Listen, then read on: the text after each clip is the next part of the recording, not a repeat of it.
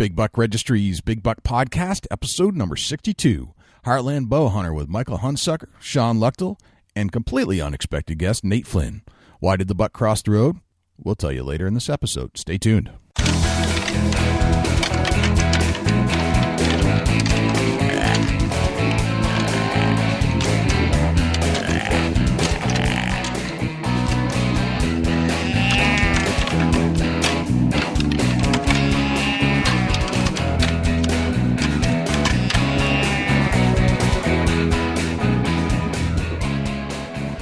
Big Buck Registry is a virtual museum of hunting stories. We preserve a piece of Americana by interviewing and recording hunters about their hunts and experiences from across the country. And who knows, maybe we'll learn a thing or two along the way that'll help us take our hunt to the next level. Hello, Big Buck Registry fans. This is Allison Roberts-Oman from Go Girl Cosmetics and Scent Elimination Products. It's about 4:45 a.m. Saturday morning, and I'm gearing up for a big hunt today. I've got my Go Girl makeup on, the bow is in the truck, and I'm waiting for this week's Big Buck podcast to come out. I learn a little something every week that I listen to the show. This is Allison Roberts-Onan, and you're listening to Big Buck Registry's Big Buck Podcast. Hi, this is Joel Maxfield from Matthews Inc., and you're listening to my favorite podcast on the internet, the Big Buck Registry's Big Buck Podcast. This is Dusty Clark from Daybreak Outdoors, makers of Infraction Mineral. www.daybreakoutdoors.com, and you're listening to my favorite hunting podcast ever, the Big Buck Registry's Big Buck Podcast. Welcome to the show, everybody. This is Jay Scott, your host of the Big Buck Registry. Thank you for joining us once again. And I am also joined on the other side, on the other line, from Ohio, Dusty Phillips. Dusty, what's going on, man? Yo, yo, yo. Not a whole lot here in Ohio. You know, the weather is kind of cooler, and I'm really starting to think about hunting a lot. Yeah, it's on the brain. Got hunting on the brain. 53 degrees this morning. I walked outside, and I was like, man, I should have my hunting riggings on right now. What's going on with you, Jay, in New Hampshire? Same thing, man. I'm just seeing deer, seeing young turkeys still walking around. I'm thinking about my bow a lot. That was a stud you texted me earlier. Yeah. I know you're rubbing it in my face. It was a giant. It was a giant, you know. It's not a giant. It was. It was probably about a 12-inch spike, you know. That's a stud. It's not a 12-inch spike. Oh. Just a little guy roaming around being stupid. Actually, my neighbor saw that buck and another buck on his lawn last night, and then I caught this deer about a quarter mile down the road, just standing next to a covered bridge in the browse there, just kind of chewing on stuff. And I was able to drive right up to him, took some pictures, and he didn't really care. It's crazy. 12 noon. It's crazy. Yeah. We probably got within 5 yards. Yeah, I thought that maybe you had it on a leash or something tied up in the backyard. Well, that's what it looked like, didn't it? It looked like it was my pet. Like I was thinking that. Well, someday. I was like, man, I'm kind of jealous. He's got deer tied up in the backyard. Right. That's funny. Yeah, he was. He's just been hanging around a little bit around here, I guess. But he had no fears in anything. So I don't know if that's good or bad or what that means. But he wasn't a shooter, I don't think. Yeah, I think that for a beginner hunter, maybe. Yeah, I'd get a kid. I'd let a kid. Yeah, sure. Absolutely. You Yeah. know, a trophy's a trophy in a kid's eyes. It doesn't matter if it's got antlers, a slick head. It doesn't matter, you know. And we're not all about monster bucks. You know, shooting a good one's nice, but it's more like meat in the freezer for us. Right. But I don't know if you looked at it a little closer, it looked like it had the potential to start growing a decent rack. You know, maybe in the next few years. It wasn't just going to be a straight spike. Yeah, I'm going to call him Skyscraper because them things are going straight up. Yeah, they're going to go nice and tall. They're going to be a nice tall buck. No question about it. So that's pretty cool. What's going on at Hunt&neck? You know, Hunt&neck's getting crazy.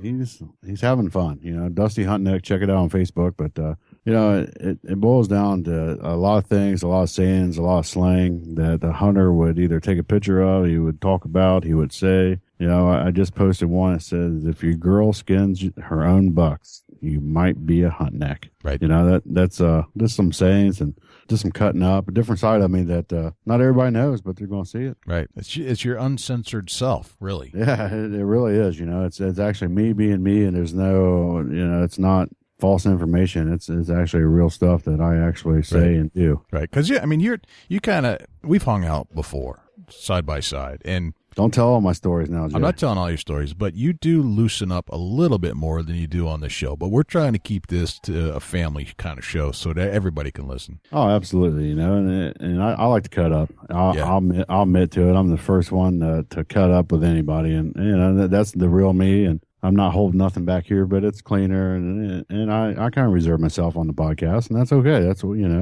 But then again, I kind of bring myself out sometimes. You may see it here and there. Right. Would you ever consider doing a Hunt Neck podcast where you actually get to the explicit rating? The sky's the limit with anything, and that's where I'm going to leave it because you just never know. Okay. All right. Fair enough. But I do see that in your future. I think I could play the straight man, as I always do. And right. You could play the goofy guy. Yeah, we could probably work that out, you just never know. You never know what's going to happen. All right. Well, if you need help, you let me know. Absolutely. Oh, man. Who do we have on the show today, Dusty? Somebody good? Somebody really good. Yeah, if you're an Outdoor Channel follower, you've heard of Heartland Bowhunter. Who hasn't? They're great camera work. It's phenomenal. And I'm going to try to dig into that and see how they get the great footage that they get. I would like to know more about that, and I'm psyched that they're on the show so we can learn more about that. They have a very cool website, heartlandbowhunter.com.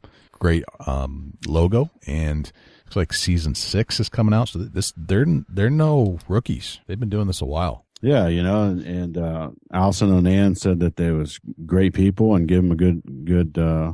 They hollered at us or she contacted me and recommended that we get in touch with them. And, thanks Allison for that. And, we're going to get them on the phone. Nice. So Allison Roberts Onan kind of set this thing up. Is that correct? Yeah, that's correct. And, she shouted out to Shawn and got in contact with me and asked me if it was okay to contact him. I said, absolutely. Nice. We like to hear that, good people and, be great content for our show. Right. Allison's the best, isn't she? Oh, absolutely. And like I said, shout out to Allison for what you do for us, and thanks for what you've done, and we appreciate it. Definitely. Well, let's not hold off anymore. Let's get Shawn and Michael on the phone. Let's do it. Shawn and Michael, welcome to the Big Buck Registry's Big Buck Podcast. How are you? Doing good. For having us. Oh, we're psyched. Thanks for having us. It's like to have you on, man. This is it's always a pleasure to have somebody that's getting it done in the outdoors, and we pride ourselves on having tremendous guests, and you guys fit the mold for sure. Thank you very much. We really, really appreciate you guys having us on here. No problem. So tell us where you guys are at right now. Mike, you want to tell them where you're at right now? Yeah, we're in Missouri. Shawn and I live, not too far apart, so we're gearing up for season, getting ready to kick things off. He's heading to Utah in only a couple short weeks. Oh wow! And then we're heading to North Dakota right after that. So even though it seems like it's kind of the middle of summer, season's kind of right around the corner.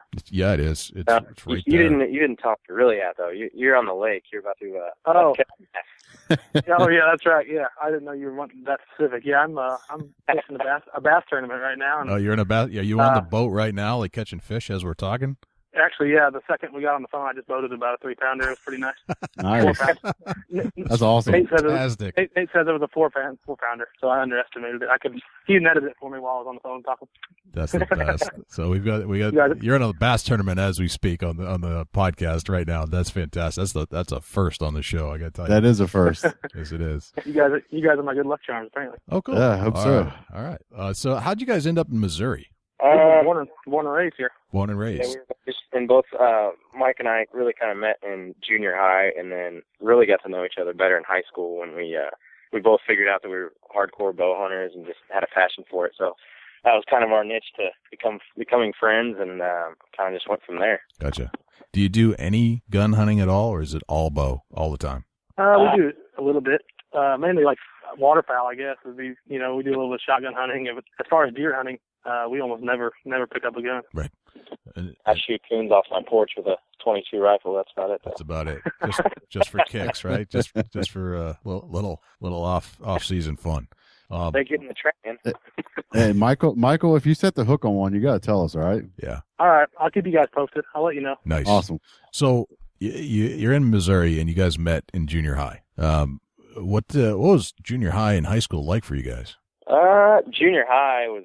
That was extremely cliquey, It's just like you go from elementary to junior high, it's your step into high school. So we didn't really know each other too well then, but into high school, when we figured out that we both bow hunted, that kind of just strengthened our friendship and started hanging out and traveling up north in northern Missouri to bow hunt and stuff like that, especially during rifle season. And we actually did rifle hunt on then, so we kind of shared camp a little bit back then during rifle season as well. Gotcha. Yeah, I mean, I think that's how we both kind of got started was, our dads are obviously hunters, and, my dad, Rex, Sean's dad, is a little more serious than my dad. My dad mainly just rifle hunted and did the deer camp thing opening weekend in Missouri rifle season, so that's kind of how I got started on it, and I loved it so much. I was like, man, this is awesome. And I was like, I just really want to get into bow hunting. And it seems like bow hunting's picked up popularity a lot over the, last 10 years. It seems like, when Shawn and I were going to school together, that there wasn't really hardly any kids that were serious about it. Right. And so that's how we kind of, like I said, naturally just met and became friends and started hunting together. And, we kind of just had to lean on his dad, who was really one of the only other bow hunters that we knew that was pretty serious about it. So. Gotcha. What cliques were you in high school? Shawn was a punk. He was a goth. He used to wear black and big baggy jeans and stuff. Yeah. Yep. I was a gothic bow hunter. Really? the gothic? No. Kidding. Just kidding. No. So no goth for you? So so would you paint your nails, Shawn, in black or what? Good. I actually wore all black and I painted the nails pink. It was kind of. Oh man. Yeah. It was a little bit off thinking. I don't know. It's kind of my own thing. Right on. Yeah. I mean, black and pink, what better choices for a man? There you go. No. Mike was actually more or less like he played football, so he was the jock, but I don't know. I grew up out in the country, so I don't know. Since I wasn't good at sports going into high school, I pretty much just gave up on that and kind of focused on hunting. Gotcha. So you had one jock and not a jock. Got it. Gotcha. Shawn ran cross country. He was a runner. Oh, that was that counts. That counts as a sport, absolutely. So, why do you think the bow has become so popular in the last 10 or 15 years? The challenge. You can teach somebody to pick up a gun within a few days, I think, and shoot something, or at least accurately hit a target. But I think it takes quite a bit more skill and practice just to pick up a bow and be able to sight it in and accurately hit a target. Gotcha. I think it takes a little bit longer than just a couple days for sure. And that's kind of why we went more towards that direction as far as just bow hunting. Yeah. Why do you think? It seems like Go ahead. I was just going to say it seems like a lot of states are starting to kind of cater to the bow hunters and change their regulations and opening seasons earlier for bow hunting and just making it more desirable to be a bow hunter. It does seem like there is a bigger challenge to it. I think the technology's gotten a lot bigger, and I think they do a lot of great stuff with promoting bow and bow technology for the most part. And I think it just looks cool, to be honest. And once you get into it, you're like, yeah, this is cool. Not only does it look cool, but it actually is. Yeah, and I think with bow hunting, you really, I don't know. I feel like you can study the animal a lot more that you're hunting for because you got to get in close range of them and figure them out. And just like I said, it's just a heck of a lot more of a challenge than just gun hunting.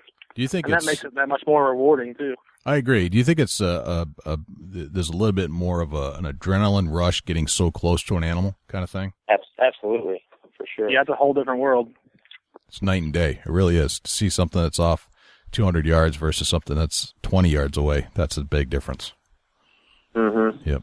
So what drove you guys into or beyond high school? I mean, you're hunting together, you're having fun, but when did this thing kind of stick? When you decided you want to make something out of it? You can answer that, Mike. Go ahead.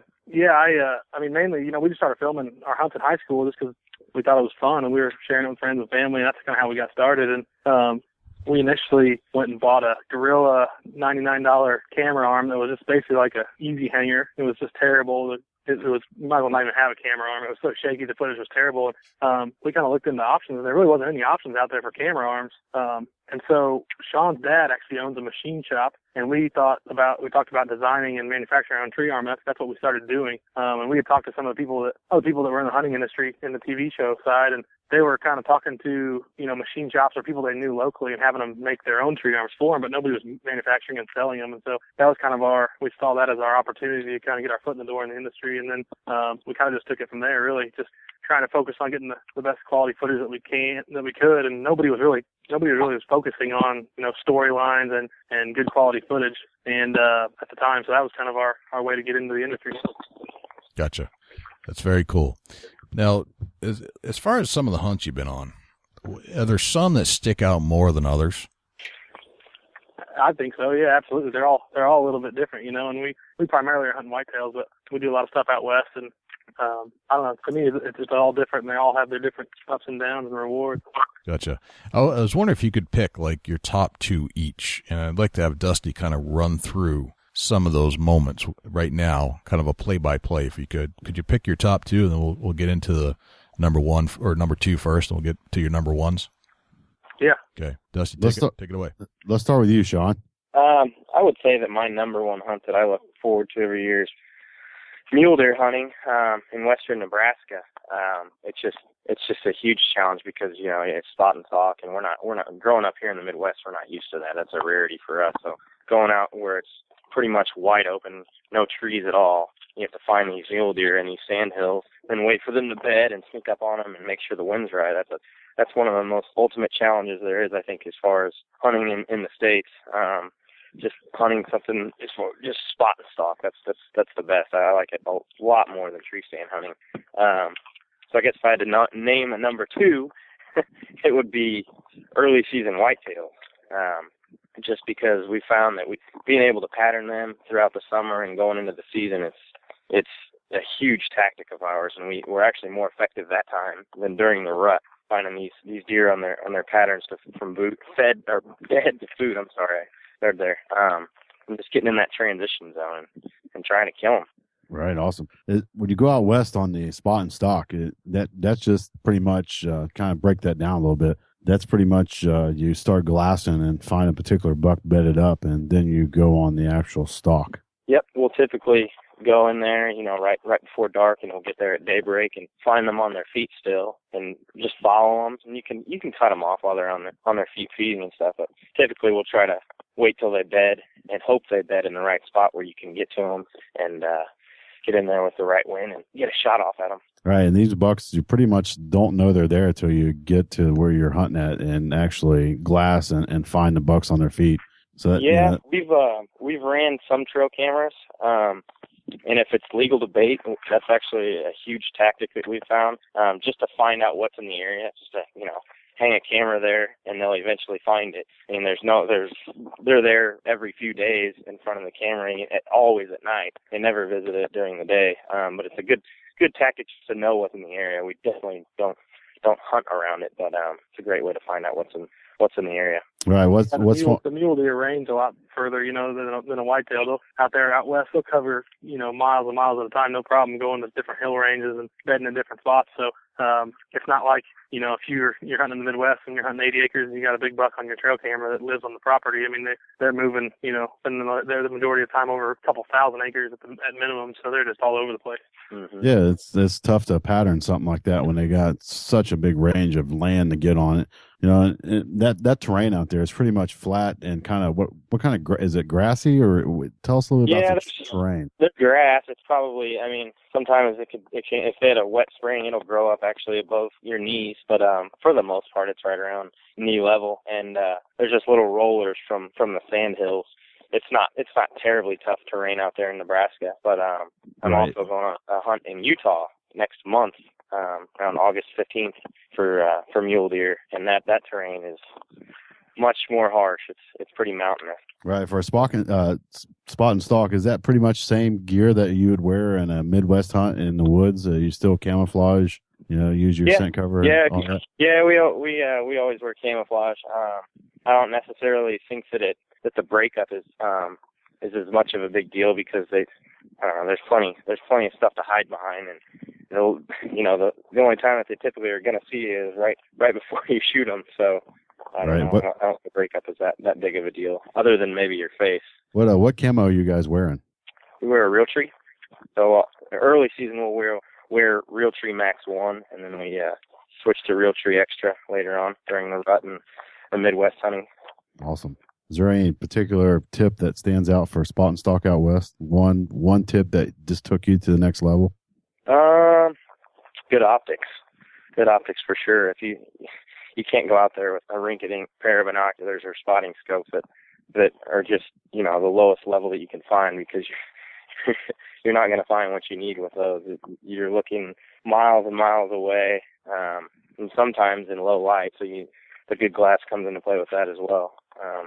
I think optic are huge for out west, and it was something that I didn't realize going into it the very first time. So that So it was a trial and error for you then. Yeah, well, and then you show up out there, and all the other guys kind of laugh at you that live out there. They're like, what are you going to find with that?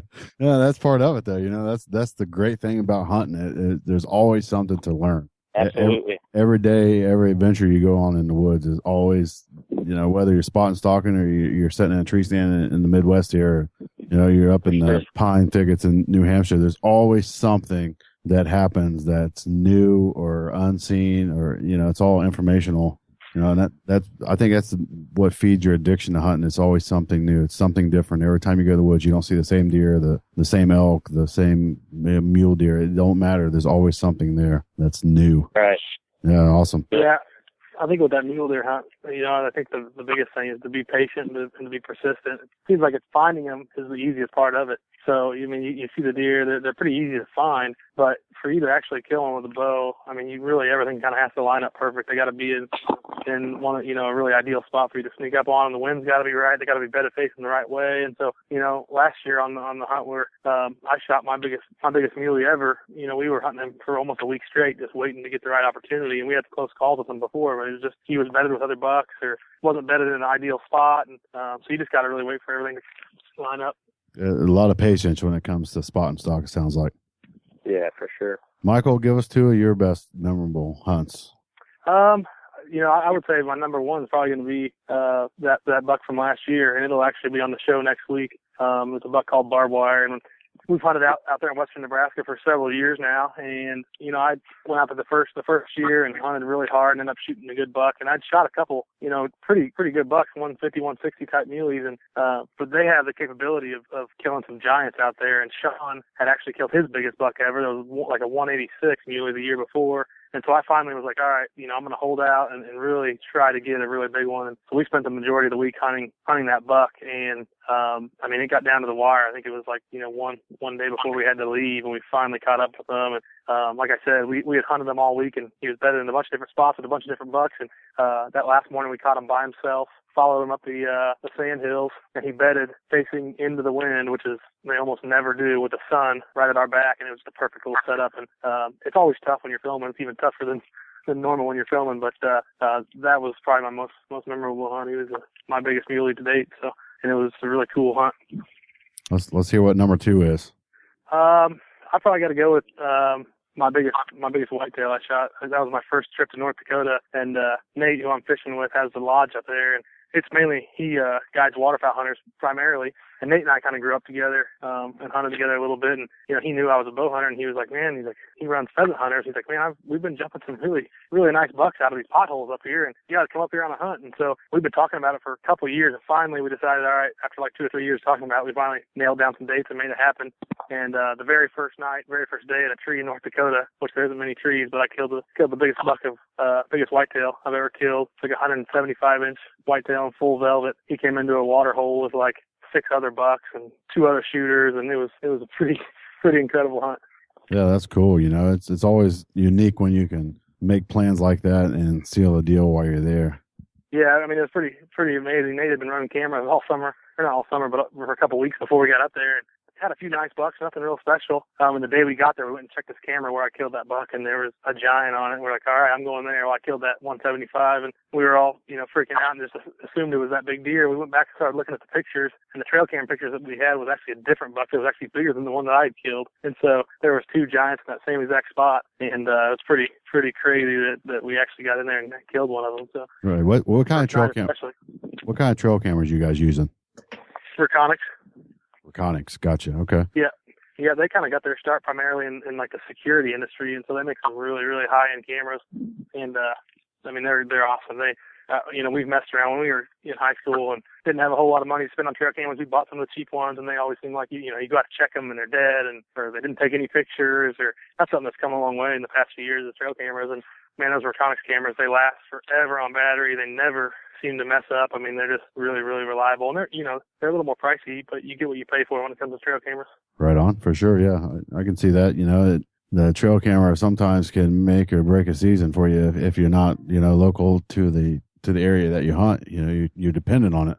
Yeah, I mean, when we, back in the day when we used to hunt before trail cameras, you're just hunting the stand, just hoping to get lucky, and you don't, it's a lot less relying on the luck anymore now. I mean, now we know what deer are in the area, and there's farms of ours that we don't even hunt certain years because there's nothing on there that's, worth going after. So, that's absolutely changed the way we hunt big time, and is a huge reason for us having more success, I think. Yeah, right on. It's definitely a technique that, it's like having a partner in the woods at all times. What we're going to get into something that I'm hearing more and more and more. You guys are obviously on the Outdoor Channel, and some of the footage that you guys put out is phenomenal. We want to get into a little bit of the tips and tricks of good footage and what kind of equipment that you're using. Let's kind of run through some of your gear that you're taking in the woods to catch the awesome footage that you guys got on TV. We typically, we run DSLRs pretty much 95% of the time. Well, Mike and I run them all the time, but I was kind of speaking for the whole team. But we run with a Canon 5D Mark III quite often, and we can shoot awesome footage just like a lot of people can in the industry, but we also pride ourselves in photography with that camera as well. And that's something that I really, really enjoy doing, is shooting a lot of photography. It shows. Everywhere you turn, that there's a comment about how awesome your guys' footage is. Yeah, it's amazing how far the cameras have come too. Not only trail cameras but video cameras. I mean, everybody can buy an HD camera for under $1,000 now, and even some of the cheaper DSLRs are $400 or $500, and you can shoot some pretty dang good video with them. So that's come a long way and changed a lot of the way people film and everything. But a lot of it, as much as you need to have a high quality camera. A lot of it's knowing how to run it and being comfortable with the camera and being able to run manual settings and having the eye for the shots. I mean, that's the main thing. I mean, anybody can run around with an HD camera and the footage is going to look decent, on camera, but it's having an eye for the creative shots and the shots that really are appealing to the eye. Yeah, creativity is probably the number one factor in great photography. Would you agree to that? Yeah, for sure. It's all about shot composition. Right, absolutely. And it shows with you guys. Yeah. Jay, what other questions you have for him? I want to get into Heartland Bowhunter a little bit more, just the TV show. And at what point did you decide that this was going to be the thing you were going to do? Like, what year did you decide you wanted to actually launch a TV show? I don't remember. I don't remember what year it was, but it was back when we got started manufacturing the tree arms, and we were obviously filming with them. And we had a group of guys that were all using the tree arms, and we were going to use all the footage to create a promotional DVD or just to help promote the tree arm. We got so much good stuff that we were like, man, what should we do with this? And we just got a website and started putting the videos online and got looked into the TV thing, and that was just the route that made the most sense. And obviously, Shawn and I, at that time, we weren't doing it full time. We were just doing it. It was kind of as a hobby, but it kind of grew from there. I mean, the industry's tough, and it takes a good amount of time to get established and to get the sponsors and to meet the right people. And so, it took us several years after that to where, we finally turned it into a full-time gig for us. Gotcha. So you were just kind of taking videos of everything you were doing at that point. Right. Yeah, we were just filming everything and filming all of our hunts, trying to promote the tree arm and just for fun, just to share with our friends and families and everything. Gotcha. So let's talk about your crew that you've got on the show. This is Michael. Obviously, we're talking to Michael right now. We're talking to Shawn. What about Skylar?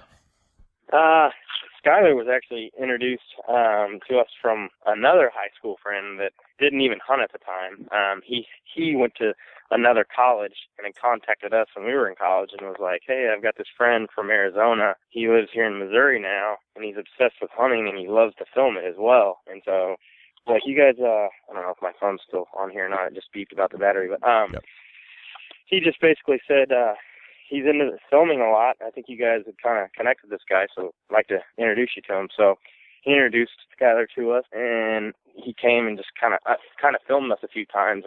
It really just went from there. He started hanging out with us more often, and then we basically put him on the team. And now, heck, he lives like 2 doors down from Mike, so he's considered one of our best friends for sure. Gotcha. All right, how about Clayton Campbell?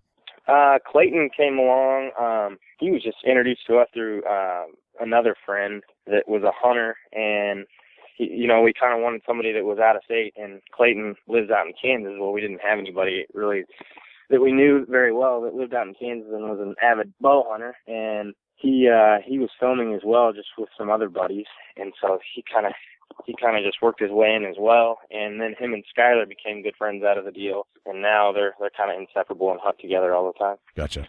All right, how about Ty Easley? Ty actually worked for my dad, probably 15 to 20 years ago, at a laser engraving shop. And he's always been into bow hunting. He was actually more or less a mentor to Mike and I when we were starting to get into bow hunting quite a bit in high school.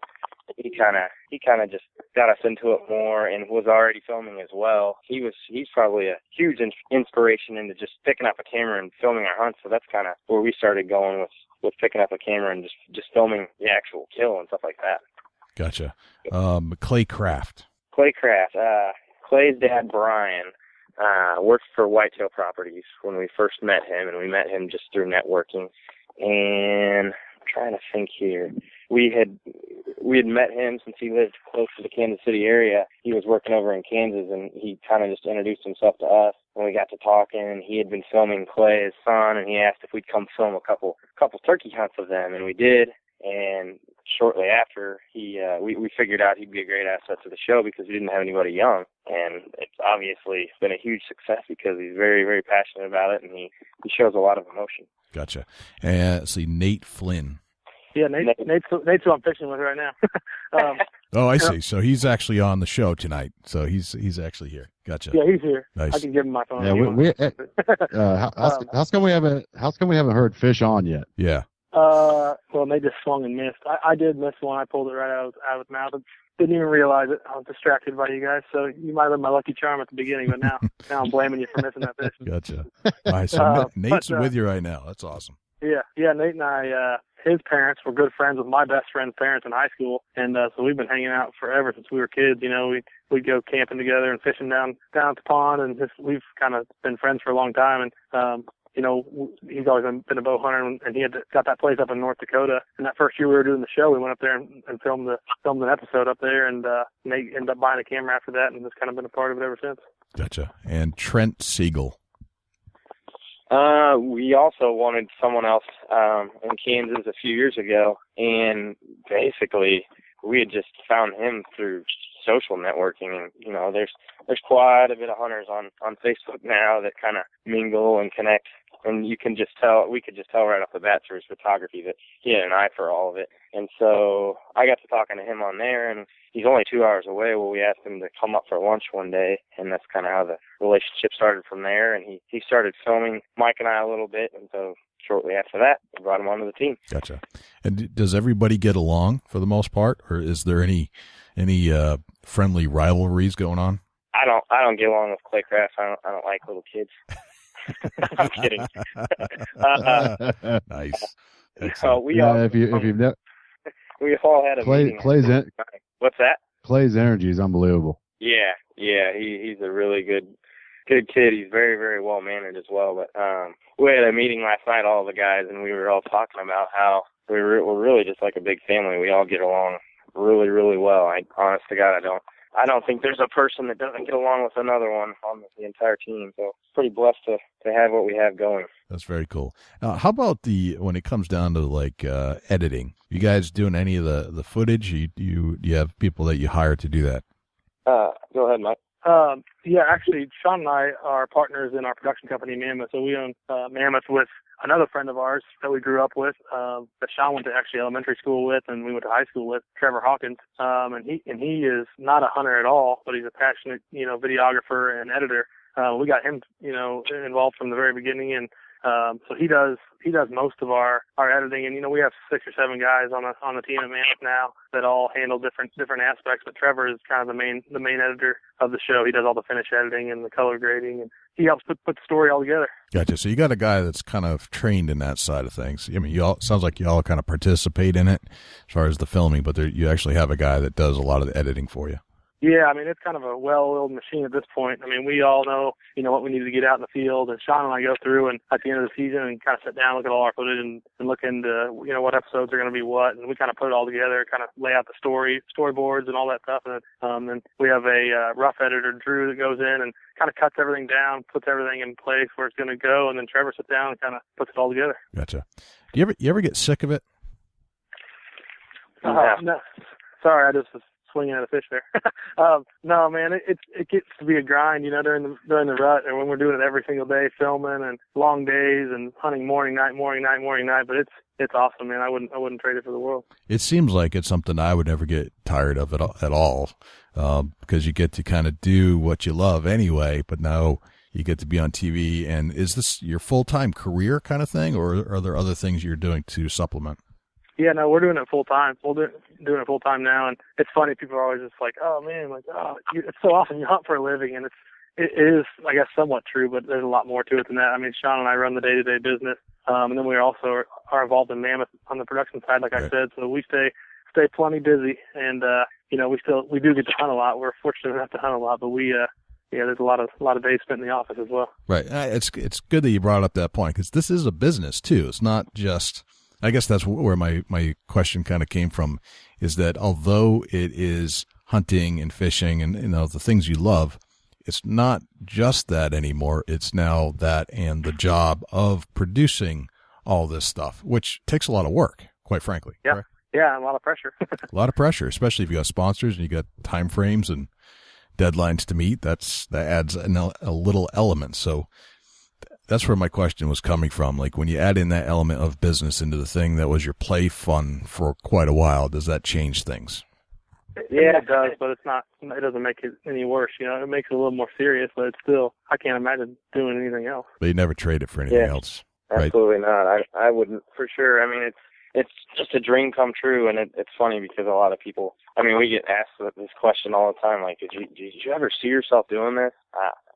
The answer is no. I wouldn't. I mean, geez, when I was 20 years old, I mean, I'm 28 now. When I was 20 years old, I would have never thought I would be doing this full time, let alone, making a great career out of it. And it's unbelievable. It is a dream come true for sure. Gotcha. All right. So what are some things, and you don't have to tell us everything, obviously, but give us some hints of what's coming up on the next season. Go ahead, Mike. As far as the rest of the season that's airing right now? Yeah. Are you talking about our hunts that we have planned for this fall? Well, the rest of the season that's airing, and then where are you planning to go for this fall?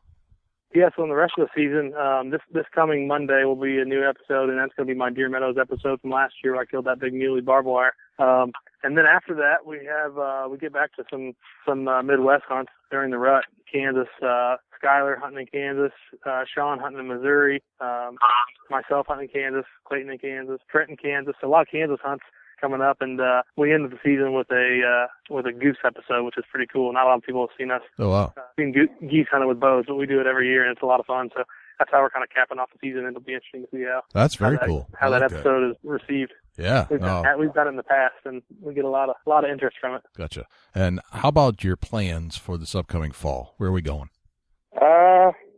I myself have a pretty busy schedule to start off. I leave August 14th, 15th, right around there.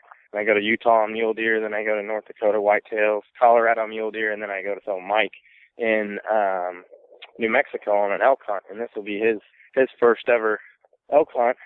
And we're just going on a private ranch, so it seems like it's supposed to be pretty good. And I would say that's going to be one of the biggest highlights of the season there. And then we have Kansas during the rut, and this new lease that we have has a ton of really good deer on it, so we're pretty excited about that as well. Gotcha. So how much work does it take to go out and find the lease and find the place to hunt? Does that take prep work? Do you have to make phone calls, go fly places and shake hands and meet people? How does that all play out? Was the question how do we find leases and places to hunt? Yeah, like how much work is involved in actually just finding the places and negotiating? There's a lot of work and a lot of phone calls, and really there's a lot of like trying to figure people out, because there's plenty of people that call us and invite us to places, but you really got to figure out if it's going to be worth the time, because a lot of people just want the friendship, which is fine, but at the same time, we need to go on an effective hunt, or we're going to be able to get something. So really, there's just a ton of networking that goes on, phone calls, emails, and stuff like that. And then we've spent plenty of time traveling to places and looking at land that actually haven't worked out. Just something that's not set up right for us. And we've also been on plenty of hunts that haven't worked out as well, where we weren't necessarily told we were told something and they didn't have what they told us was there. So. Oh no, gotcha. And that's what I'm like. You really got to figure people out. You got to figure out if they're telling the truth on stuff or if they just want you to come hang out with them. How do you determine that? What's the deciding factor? How do you decide that? References, really. That's huge, I think, and just finding other people that know them or that have hunted with them before. Because there's some people that I'm not talking bad about anyone, but there's something kind of come out of the woodwork, and you're like, well, where did this guy come from? Does anybody know him, or what's his story, or does he really have what he says he has? And so that's the hard part. So it's almost like you're checking references in a sense. Yeah. Interesting. Yeah, absolutely, for sure. It's a whole different dynamic to ensure that you've got what you're hoping to set out for to get on film. And another thing that's kind of hard about our situation is we typically like to stay away from outfitters because we don't want to look like we're catered to. So really, we're trying to just hunt with friends or people that we've met through other friends or whatever. So that's also another factor that makes it a little bit tougher on us, is just hunting with friends or friends of friends. Yeah, well, that makes sense. Because the outfitter, although we love them, it could have resonate incorrectly on your show. Yeah, and I'm nothing against outfitters because, they have their purpose and they do very well with what they do, but at the same time, our perception for our show is we don't want it to look like, we just showed up to this place, he has this deer on camera, we're going to get in the tree tonight, and then we're going to shoot him. Right. Gotcha. Gotcha. So this is an all year round job. You're never really done. You're just kind of creating the path for the next show. Starts by picking up the phone and finding a new place to hunt, a new person to talk to about where to hunt, what to hunt, that kind of stuff.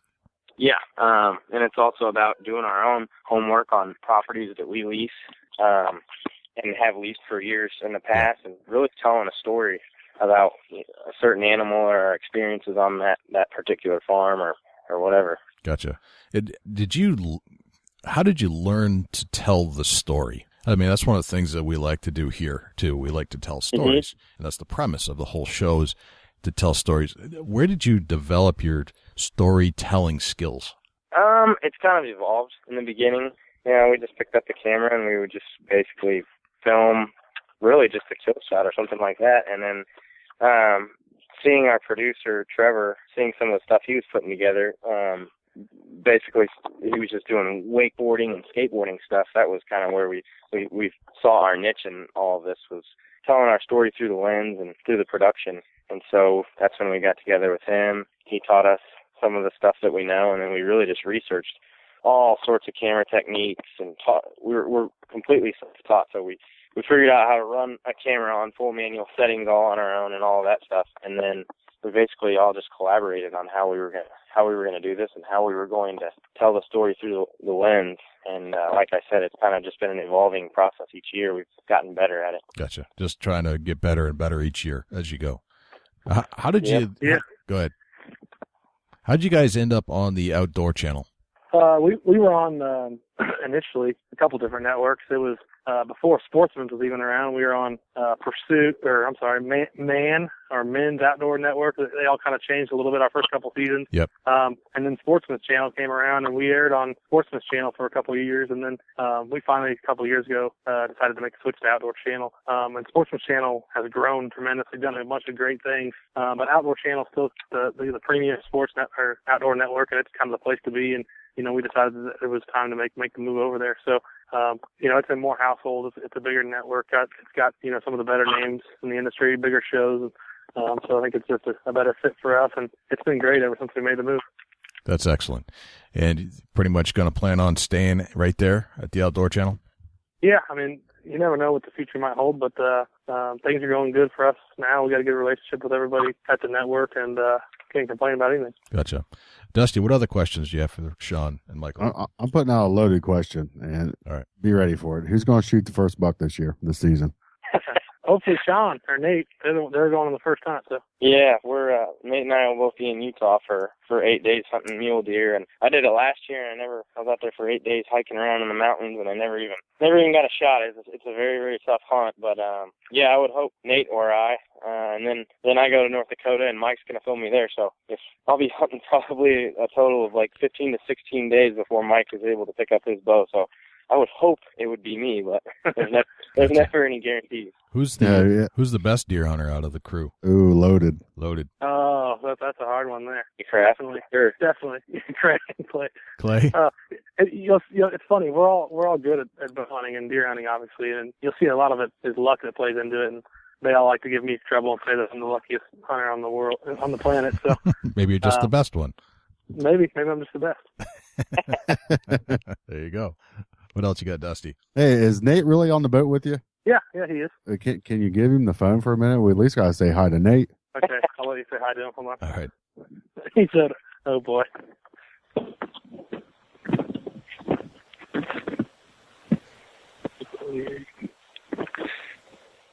Hello. Nate.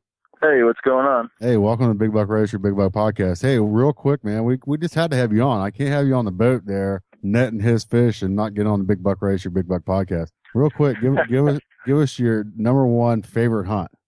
My number one favorite hunt from my lifetime, or just what I like to do the most? No, your most memorable hunt. Yours. Lifetime. Oof. Boy, I don't know. Well, back before I was hunting much with Mike and Shawn, I knew Mike at this point, but we didn't hunt together much. And we have permission on some spots that are pretty close to each other. In fact, they're just right across the road. And Mike and Shawn had trail cam pictures of a deer that had stayed on their side of the road all summer, and then in November, I ended up killing them. But it had left their side of the road and came over. There's a bunch of does over where I hunt. Came over to check some does. Ended up, it's the biggest deer I've killed in my career so far. He was 173, so he was pretty special. Gotcha. And it was pretty funny because they ended up thinking that I had poached the deer, and we had a big debate about it. Actually, this is a long time ago. So this is posing the classic question: why did the buck cross the road? Well, yeah, right? for the ladies, for the ladies, which is what they always do. Yeah, absolutely. You know, a buck chasing ladies will definitely get himself in some major trouble. Yep. The answer is to get to Nate's tree stand. That's why. Oh yeah, I wish. Yeah, I wish that happened more often. Right. So they accused you of being a poacher in the beginning. Yeah, I mean, yeah, go ahead, John. You failed to mention that you didn't tell us you hunted close by. Well, that's true too. Yeah. All we had seen was a picture of the deer on our trail cameras all the time, and then bam, here's a deer with Nate, and we're like, wait a minute, what's going on here? And we asked him where he shot it, and he was like, well, on a place where I have permission. And we're like, well, where's that? Yeah. And little did we know, we didn't realize it was pretty much right across the road. So Nate, you kind of let him like take care of it, get him all fattened up for a season, and you pulled the trigger. No doubt, yeah.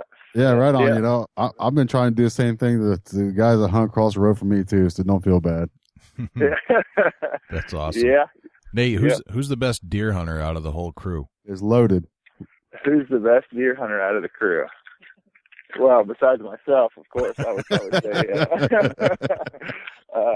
I'd say Mike got him figured out pretty well, especially if he's at home, he can put him down for sure. That's awesome. Hey, thanks. Thanks, Nate. Yeah, sorry, Shawn. Yeah, Shawn's good too. No, we're all still learning. None of us are professionals on that end of it, or we don't claim to know every trick in the book. But we're still learning, and what's good about being in this group is that we all learn from each other too. So that's nice too. Yeah, that's awesome. Very cool. So you guys are on the Outdoor Channel. What times do you guys air? Main slot is on Monday nights at 8:30 p.m. Central. Tuesday at 12 a.m.? Yep. Yeah. So, Eastern? Yeah, 11 Central. Yep, 11 Central. And Mike, are you on there? No, he's not. Oh, I don't even know what our third air time is. I should know this. What's the third air time? I think it's Saturday at 10 p.m. Eastern time. Saturday at 10? Yep. That's right. Yep. Mike didn't know either. So. Hey, what other networks, social media, can they reach out to? Can our listeners check you guys out at? You can find us on Twitter, and our what is I don't even know what it's called, username, whatever you call it. Your handle, your Twitter handle. Twitter handle. I'm sorry. There you go. Team HBTV, and then our username on Instagram is Heartland Bowhunter, all one word. Got it. And how about Facebook? Facebook, just Heartland Bowhunter Television, Heartland Bowhunter. Just type one of the two in and you'll find us. Gotcha. Very cool. Awesome. And you have a kick butt website too at heartlandbowhunter.com, and that has all your links on all of it. So that's great. Yep. You'll find everything about our team, our air times, which I need to look at, and our crew. Right. It is funny. Sometimes you forget, you're out there doing your thing, and the last thing you think about is, when the heck are we on TV? Yeah, it changed quarter to quarter, so I don't know. I don't want to say something that I'm not for sure on. Yeah, that's what's cool, though. We're talking to you guys. Obviously, Michael and Nate's out on the boat, kind of jealous over here, but you guys you're real guys. You're down to earth, and you cut up with each other and have a lot of fun, and that means a lot to us. And our listeners really appreciate you guys joining us up and taking time out of your day to get in touch with us. Before we let you go, let's talk about that mini series you got coming up. Mm-hmm. What's that all about?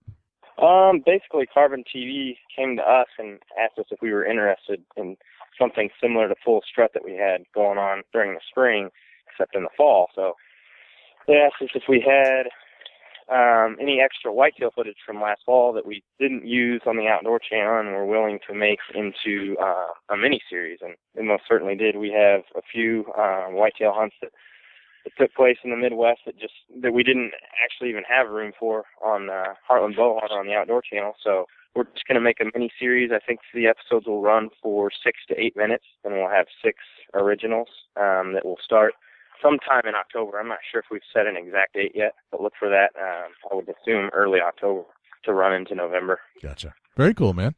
Well, we do appreciate you coming on the show with us and sharing a little more inside scoop about what you are and how you do it and all that kind of good stuff.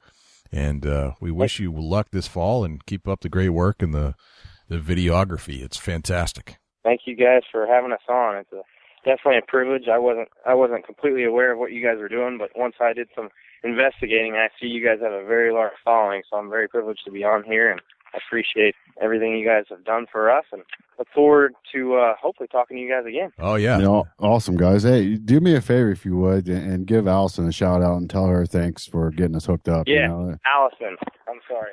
Yeah, she's an awesome gal, and she definitely keeps in touch with us, and when she finds somebody that she knows would be an awesome guest on the podcast, she looks you up and gets you in touch with the right people. And I'm fortunate that Allison got me and you in touch, Shawn, and we're here on the podcast tonight and enjoying ourselves and seeing what's going on with Heartland Bowhunter. And it sounds like you guys got an awesome program going. And shout out to Allison. Yeah, thanks a lot, Allison. She hooked us up together, and she's even offered to have me down on a hunt in Kentucky. She's been very generous, and seems like a pretty good gal. So yeah, absolutely. If you guys ever get up into Ohio, let me know, and you're welcome to stay at my place, and I can put you in tree stand up this way. Yeah, definitely check his references though. Always check on Dusty's references. I've been thinking.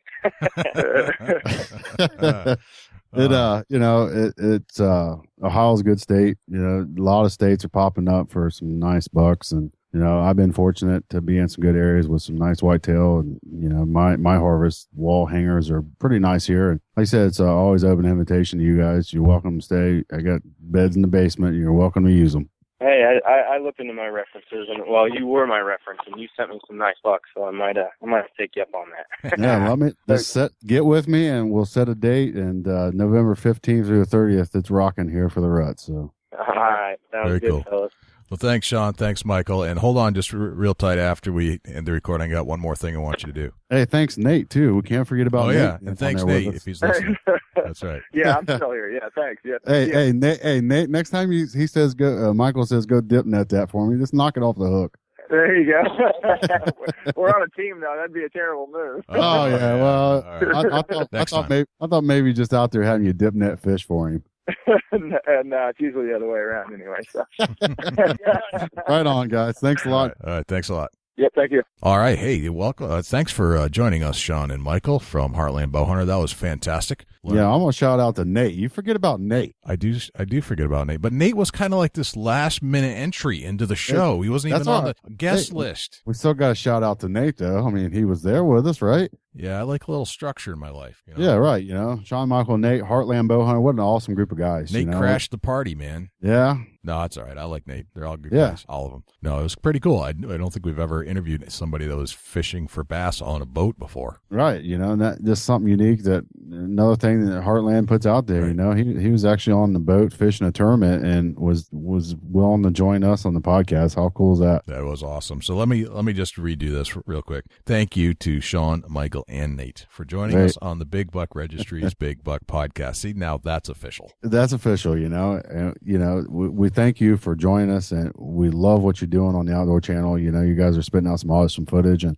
shout out to the whole crew there at Heartland Bowhunter. And shout out to Allison Roberts-Onan. Yeah, absolutely. Allison, thank you. We can't, you know, some of these great guests can't be made contact with without some other contacts besides Jay and myself. Absolutely. It's all about the connections we can create in the community in the hunting industry by knowing somebody and just helping each other out along the way. That's what it's all about.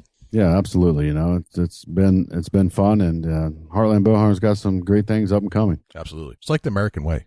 In a sense, I almost wish I lived in about 1970 because there wasn't so much to do in life back then. Right. You could sit around and play the guitar for a couple hours. Right. Your entertainment was not Facebook or TV or the internet or smartphones. It was pick up a book, go play a sport, or go play an instrument. Yeah, absolutely. You know, and man, it just nowadays it seems like it's never ending. Like life is just so fast. Days fly by. You're so busy. There's no time to sit down and pick a banjo or strum a guitar, but you got to make time. You got to slow life down and do things for yourself sometimes, you know, not being selfish, but there is more to life than just go, go, go. Yes, and I think it's healthier, and I think you'll live longer if you take some time to go out and enjoy the slower aspects of life, like hunting and fishing. Right, yeah, absolutely, you know, and man, life is flying by, but you get in a tree stand, it's going to slow down. So that I look forward to whitetail season coming upon us here soon.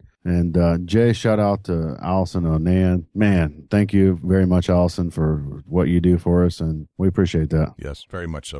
All right, Dusty, how can we reach you over at Chubby Tines? Oh, we got to do the Chubby Tines Outdoors Tip of the Week. Tip of the Week. Chubby Tines Outdoors Tip of the Week. I'm going with this week to not take brand new camouflage in the woods. Okay, why not? Man, it's got a little bit of a glisten to a shine. Really? I think camouflage needs to be washed quite a few times before it goes to the woods. All right, hold on. What's washed? Washed? Yeah, tell you're from the East Coast. All right. What is somebody from Ohio called? This isn't Buckeye. a joke. I'm a Buckeye. Okay. Yeah. All right. So worst is a Buckeye kind of thing. Yeah. Sorry. Got it. That's all right. I'm just trying to make sure I understand what you're doing. Make sure you point out my flaws. That's not a flaw. That's not a flaw. But yeah, it's like an interpretation. I just want to make sure I'm interpreting what you're doing, because if worst is something other than washed, I need to know. No, it's not. But anyway, you know, that might be a little bit of the hunt net coming out of me. All right, continue on with the Chubby Times Tip of the Week. Yeah, just make sure that the camouflage makes it through the washing machine cycle several times. You know, just to take the glisten of the new shine off of it. Gotcha. It may take your hunt to the next level if they can't pick you out of the tree stand. I like that. That's a very good one, because it does come in kind of shiny. And I bet if you did a microscopic check on it, you see all kinds of like glistening particles in there that aren't supposed to be there. Yeah, you know, I think it's just a more or less an appearance on the shelf type thing that comes out in the washing machine. Right. Most people will agree with that, I think. Right. Probably a sales technique to make you buy them. Yeah, it looks nice, but that nice look is not always appealing to the deer when you're in the tree stand. You just don't want to get busted sitting in the stand with brand new camouflage on. Yep, very cool. All right, so how do we check that out? How do we check out Chubby Tines Outdoors? Facebook.com/Chubby Tines Outdoors, and you can always reach me at Dusty Hunt&nick. Dusty Hunt&nick. Nice. The uncensored version of Dusty Phillips. I like it. Jay, how can the folks reach you at the Big Buck Registry? Okay, so in order to submit a photo to the Big Buck Registry for the Big Buck Registry's Hall of Fame, Wall of Fame, what you have to do is go to bigbuckregistry.com/mybuck. And all the instructions are right there. Just words of wisdom here. Make sure you send in a picture that's you and the buck. You can send in other pictures, but so long as you have a picture of you and the buck. I need the state of harvest. I need the hunter's first name.